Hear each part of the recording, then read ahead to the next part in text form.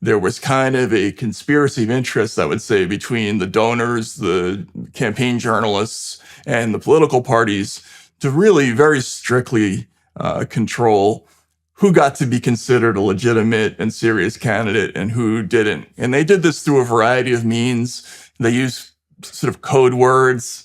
Somebody like Dennis Kucinich would be dismissed as fringe or elfin, and Howard Dean would be called pointed and angry. But John Kerry was nuanced and warm, right? And this is how we signaled to audiences that this was the politically... It's the climate change making him warm, by the way. Right, exactly. Yeah. Otherwise, he wasn't terribly warm, I would say.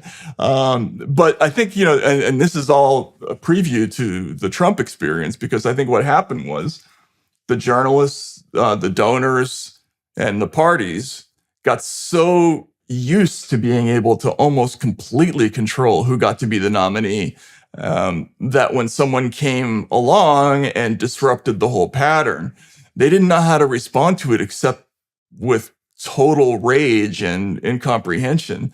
They thought something must be totally amiss. Somebody must be cheating somehow.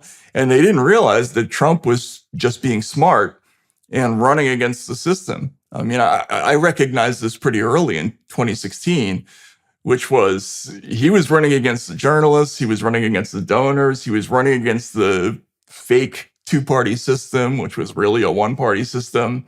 And it was scoring heavily with people all over across the political spectrum. But nobody really wanted to admit that. They just wanted to make him out to be this very scary villain. And even though some of those things they said about him were true, they were kind of missing the point of what that campaign was about and why it succeeded. Yeah, Victor Davis Hanson wrote a great book on Trump called The Case for Trump, which is the best thing I've read on that election cycle. And I mean, he points out something that seemed relatively obvious to me at the time, watching from the outside, was that, Clinton and her crew, first of all, I don't think people trusted Hillary at all, because even though she had a lot of experience, because when someone aims at power that egregiously for like 6 decades, you really got to wonder what the hell's going on. It's like, why is it that important to you? And you might think, well, of course, being president would be that important, but it's not that obvious, because if you associate with people who are highly accomplished, many of them would have to set aside the concerns they're already engaged in, which are often large-scale concerns, to consider something like a political career.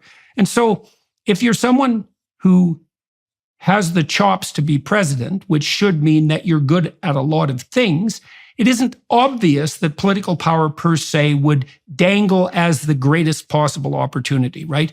Maybe you could be coerced or enticed into running for leadership because a lot of people come to you and say, we really need someone like you, which is the best way to become a leader, by the way.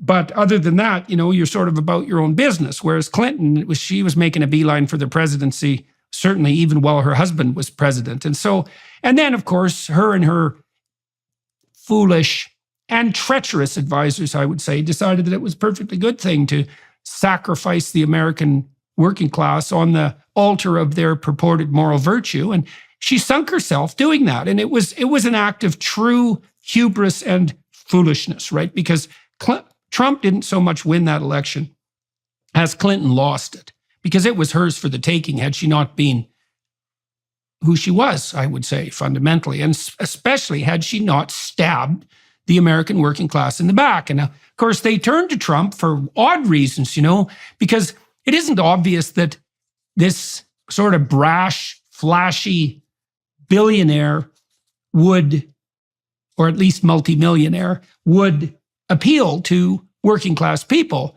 They're not of the same economic class, obviously, but